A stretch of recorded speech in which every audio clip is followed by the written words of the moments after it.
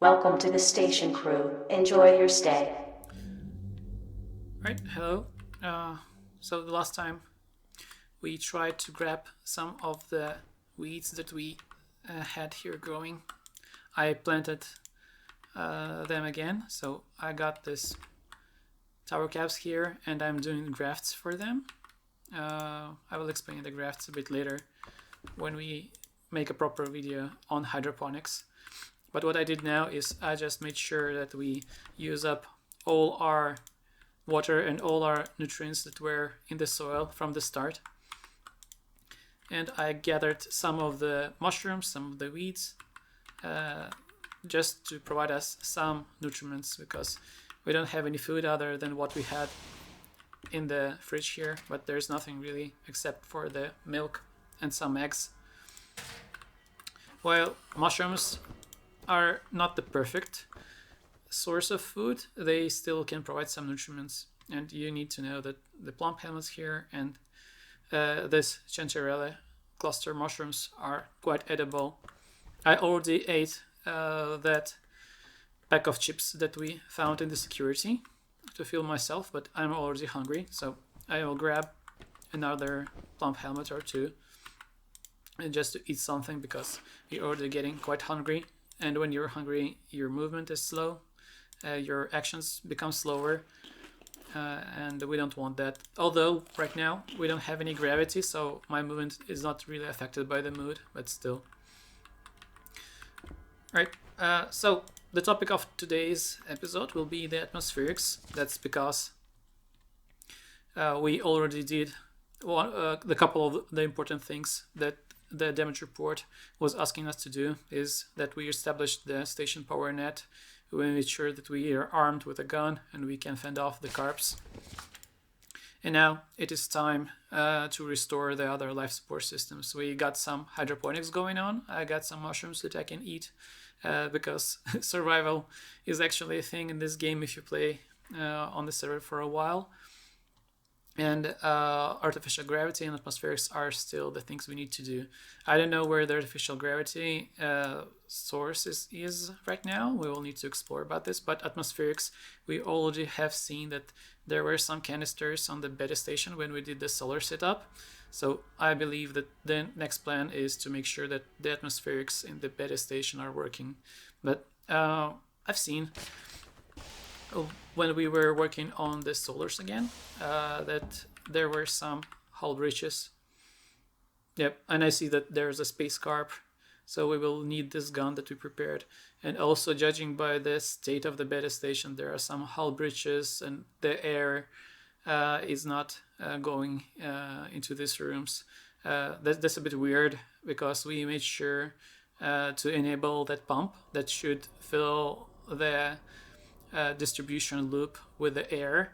But it means that if the air is not going away from the distribution loop, it means that there's some pipe breach, and that's the perfect opportunity for us to learn about the basic things about atmospherics.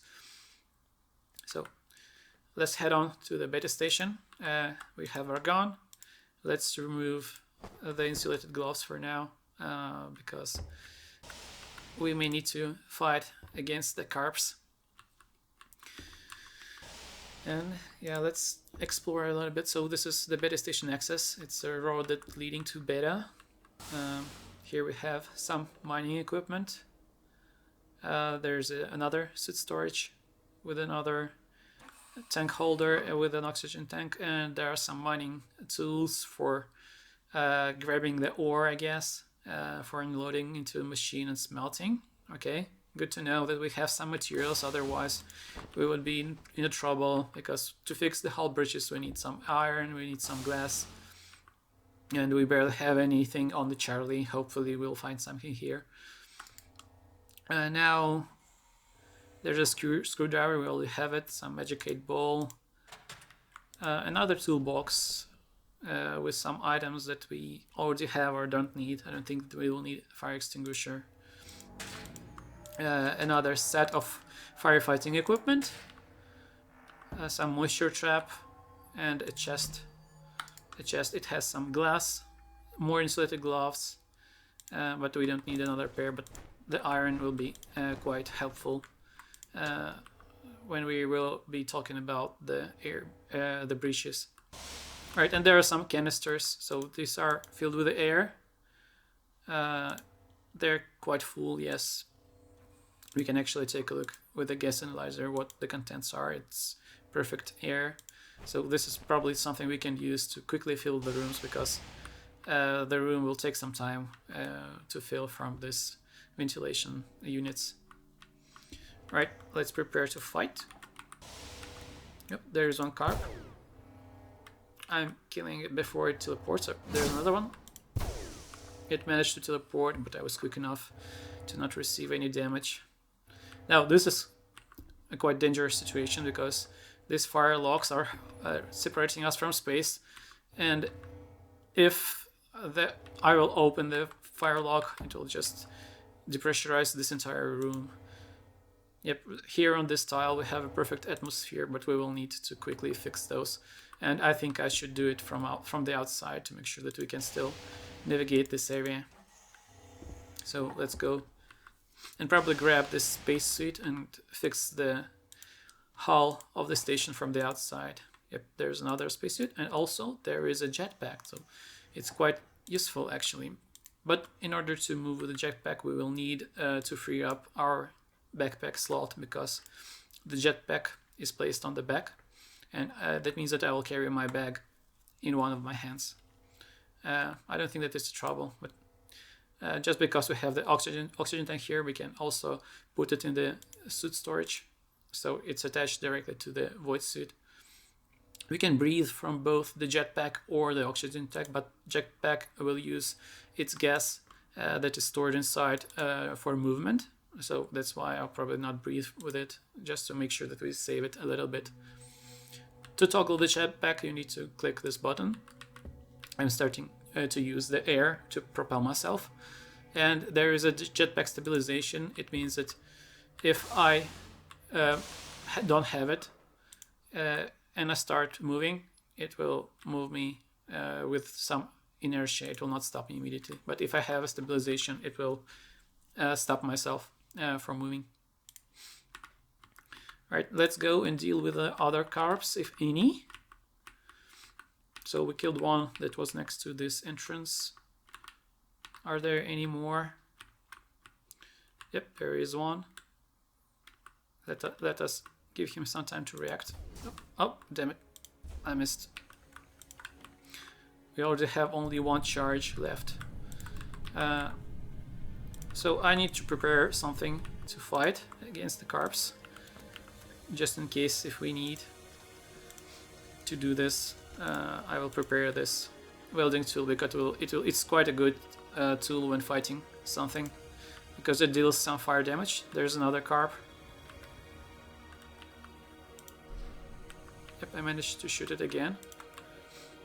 And I will grab them inside so that I can use their meat later, because everything is edible. The food is a scarcity in our circumstances right now, and the laser gun is out of power, so I don't really going to use it. Now let's check whether there are any other carps. I don't see any, so we're probably more or less safe here. Right, so first things first, we see that there's this breach, and there's even a floor half destroyed. There's only lattice. And to fix this, I will need to make some iron tiles, iron floor tiles. And for this, I will use the iron in my hand and make some tile. I can use one sheet of iron to create 4 tiles. We don't really need more, I believe. Just one is enough to place the plating on this tile. That's enough. And I will make this into a window. So I will make rods from the same iron. I will make 20 rods from 10 iron, and we can start placing grills. It's kind of a transparent set of wires, and we will reinforce these wires with some reinforced glass. So I'm clicking with the iron rods on the iron to get myself 4 glass sheets that are reinforced, that are taking much more time to destroy in case if there are some carps or something else coming from the space. It means that the windows will be a bit more durable. I will click on the grills to attach the glass, and then I will need my screwdriver to make sure that the windows are in place and not moved by the airflow changes. Right, this whole bridge is done. We will bother with the rock later, or for now it will not let any air in or out, so we can forget about this. When you have this grill partially destroyed, you can use one rod to repair it, so it's quite handy. But we still need to make some iron reinforced glass that we will place here as well. And actually, where did I put my screwdriver? Here it is. Probably should put it in a pocket so it will be reachable. And here we also have some glass and an iron rod that we can use to fix this place.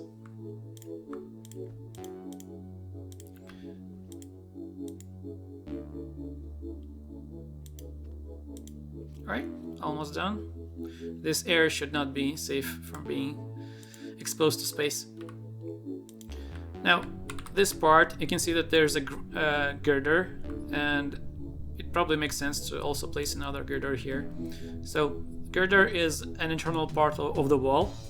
If it is wrenched down to the floor, you can just use an iron on it to add a plating, and it will turn into a normal wall that is quite solid.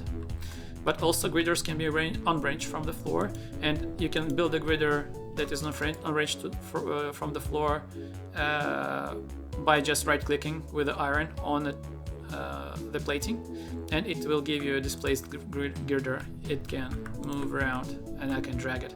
And if you have this kind of girder, you can move also the iron on it to have the same wall, but the difference between these two walls is that this one is a concealed wall. It can open and close. So it's a good thing to use when you need some kind of hidey hole to make a concealed entrance. But we will not do this because we don't need to go outside, and I will remove it using my welding tool. Then secure the girder in place with a wrench. It says it's securing the frame, and then use iron to make a proper wall that is solid and cannot be opened. Yep, so when I click on it, nothing happens. Alright, same thing here, just put some reinforced glass on this grill and a screwdriver it in place. Alright, so here we have another hole. These windows look damaged, but I don't think that we should bother with it for now. We can always repair them. They are good enough to hold off the oxygen. Also, there is a foam. There's probably some kind of an accident because it looks like an supermeter chamber room, and they used some foam here to probably repair the bridge, and it's actually very fragile, so if I even hit it once with a screwdriver or twice, you can see that it breaks, exposed to space. So I need to fix it quickly if I want the air to remain in the room, and it's actually perfect to use our 3 tiles that we have remaining from that moment that we created them. Alright, this room is secured. Now let's fix this window there. We need to open this airlocks. There is no pressure. Yeah, we know this much. And fix this one. Also use our reinforced glass to create some actually surface that will not let the air through, because the air can go through the grills because it is just a mesh of iron rods. Right, and this area doesn't look like damaged or broken. Yeah, So I guess we're good to go. Let's fill this area that we have here with the air. I will use those air canisters that we found previously. It also seems to not have the air going. So yeah, something strange going on here.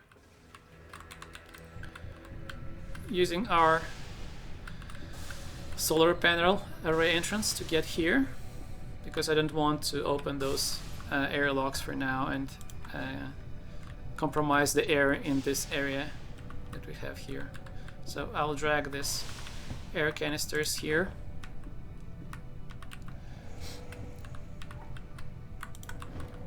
And we can start letting the air out. So the canisters are quite simple. They have some volume. You can check the volume of the canister. If you click on it with a gas analyzer, it says 200 liters, so it's about 2 cubic meters. And it has a pressure of 5 megapascals right now, so it's quite a lot of air. But you can use this regulator to select the pressure in kilopascals that it will release the air with. So right now it says to 1 atmosphere, it's 101 kilopascals, and I can just open the valve to release the air into the outside area. So outside right now there is only 25 kilopascals, barely any air. But if I open it, it will start reducing the pressure in the canister and releasing the air into the room, and you can already see that it has risen to 48 kilopascals. We will do the same for this canister, opening the valve and dragging it around with us. Let's open these fire locks and put the air canister here so that it will release some air. Also move it here so that it fills the room with some air.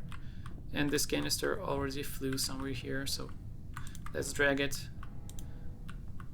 and also let this areas also fill with some air.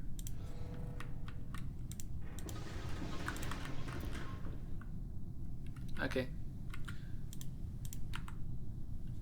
so we'll leave them at that for now. Also, I can see that there is some broken cable. It's probably why this APC is not getting power from the grid. So we will enable it. Actually, that is why you need to put your insulated gloves. I should have learned to read this engineering safety sign first. So taking our things back and placing it again. And oh, there's the laser going on. So probably need to disable it for now to not get hurt. So now this room should get power from the grid. Not sure why this is not happening. Did we miss anything? I don't think so. We'll figure it out later. Charging auto. Leave it some time to go, because since the emitter fired at us, it means that these cables have some power, and the APCs should get the charge from the batteries if we have some. Also, there's this cable broken. It's a gravity generator room. It's actually where we need to enable the gravity. So let's put it here. It probably goes to this storage unit. Yep, I can see that it's already charging, but it uses 5 kilowatts. Let's not increase it so that it will use only a little bit to power the generator. We don't want to use it too much power. We barely have it. Now that the air is quite okay here for breathing, almost on atmosphere, I can probably put my suit back to the storage unit. I don't need it anymore. And Jetpack is also not needed for now. We got some damage. That's probably because there's some temperature not being good. So I can grab this space heater and use it to heat up the space that we just fixed. So it will make it a more livable place for us. Right, let's explore this a little bit. So there's this gravity generator. I will let the this this storage unit to power up a little bit. It's already sending some power to this APC, so I guess I can already enable this gravity generator. And once it's done charging up, it will provide us with some artificial gravity, and we will be able to walk with our foot on the ground. There is a med bay, so let's take a look at what's here. Some useful med kit. We'll be able to use it to repair ourselves after being exposed to the low temperature. There's a medical crate with some skill chip and a machine board. Not sure yet what we can use it for. Also, there's some surgical stuff. Not needing it right now because we're alone here. And really nothing else. There's a defibrillator, but we will take a look at it a bit later when we start digging into the surgery and medicine. We will find a good use to it. And also I can see that there is this vent that is not working under the defibrillator. It's probably because it's turned off. So this is an air alarm that controls all the scrubbers and vents, and under the vent controls I can find it, and yeah, it's indeed off. So I'm turning it on, it starts spinning and filling up the air till it reaches this 1 atmosphere, 101 kilopascals. There are some modes. We will take a closer look into the vent scrubbers and other things a bit later, but for now I just want to make sure that we are scrubbing the carbon dioxide out from the room, and we're putting the good air from the ventilation. Yep, that's a sign that we got gravity and we're starting to move much slower. I probably should change my duffel bag with some other backpack to not get us slowed down. Alright, so there's also this room, an engineering console. We can't use it right now because of the fingers, but yeah, we will take a look at how the computers work a bit later as well.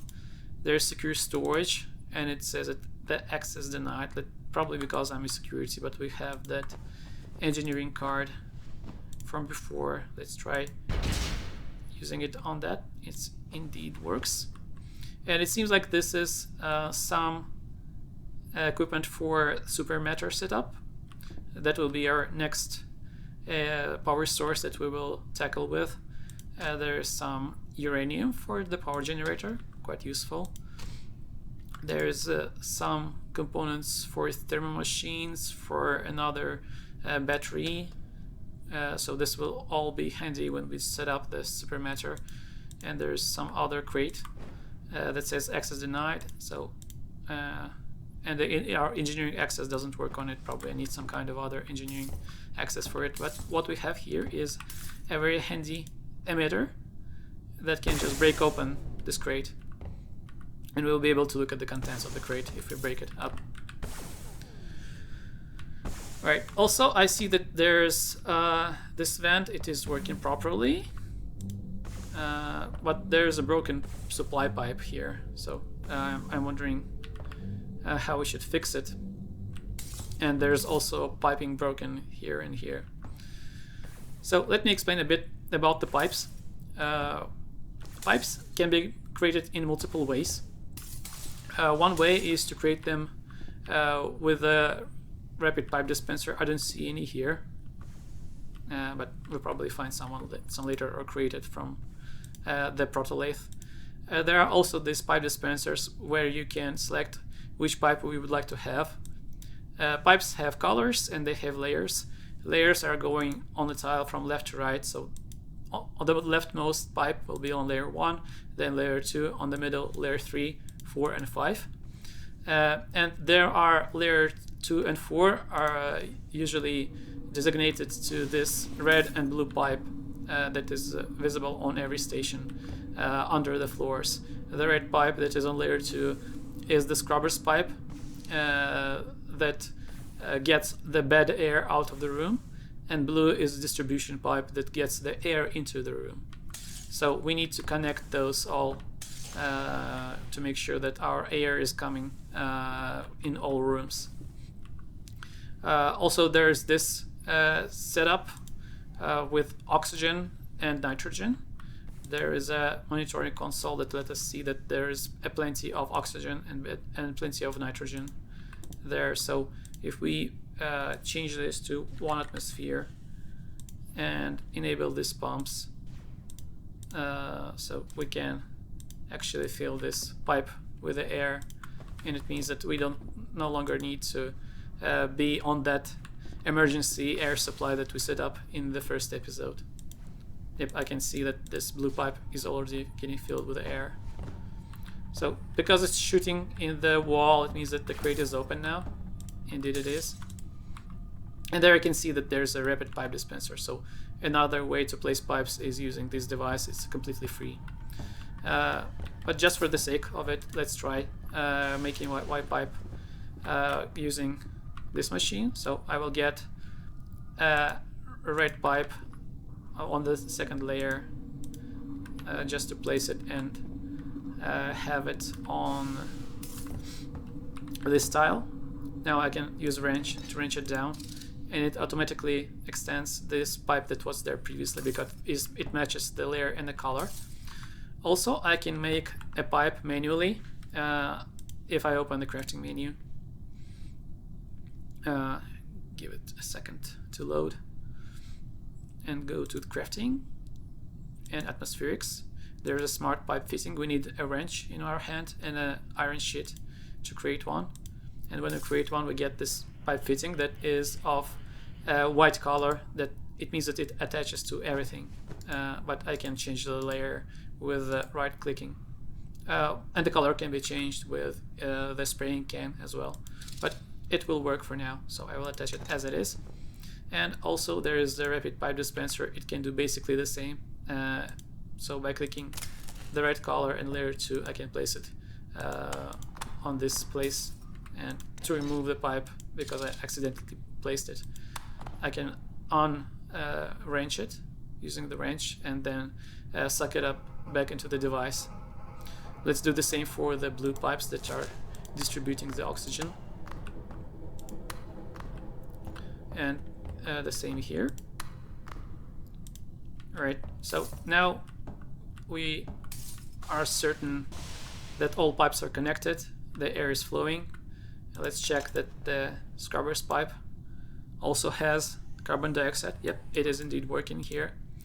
So it means that the air is restored, and because the space heater is no longer running, it means that the temperature is also fine. Let's take a look at what else we have in this crate. So there's some construction bag and a hazard vest that is very useful. We have, other than the uniform, we also have an outer layer of the main suit, and we can place this hazard vest on top of our layer and then attach a construction bag into the suit storage. So putting this vest lets us use this hazard bag, and it's very useful when it comes to transporting some items that are used for construction, like wires, like power cells, and some other stuff. Even airlock electronics can be placed there. There's also a T-ray scanner that is used to see the pipes beneath the floors. So you can see that if I enable it, they flicker beneath the floor that is usually not visible. It's kind of an X-ray thing. There's also a hand drill that is a screwdriver and a wrench, 1 and 2, so we can replace our tools with this one. I can just drop my screwdriver and wrench and take this item with me. Also a tool belt. It's a very nice item. I can, instead of using only one item in my belt, I can put on the belt and then attach all my tools onto this belt. So even the rapid pipe dispenser can go there. All the screwdrivers, all the multi-tools and other things can go into this slot. So it's very handy, and I can open it with alt-click, just like I do with the bag, and it doesn't take any extra space. There's a welding hard hat, so it has a toggleable helmet welding screen in case if we need to weld something, and also a light, very useful, and nothing else. Alright, now we made this beta station in a livable place. We'll probably clean it up later and fix some other tiles and other things like lights in other episodes. And I will do some rearrangement in this place, so probably turn it into more of engineering space. We will need a lot of empty space to tackle with atmospherics. But now that we have gravity working, we have air supply working, we've done pretty much everything that was mentioned in this damage report. Atmospherics are up, artificial gravity is up, hydroponics will have only weeds, but the mushrooms are enough to get us in the proper shape, at least to not starve to death. And the next thing will probably be meeting the unknown species on the Delta Station, and that will be in the next episode.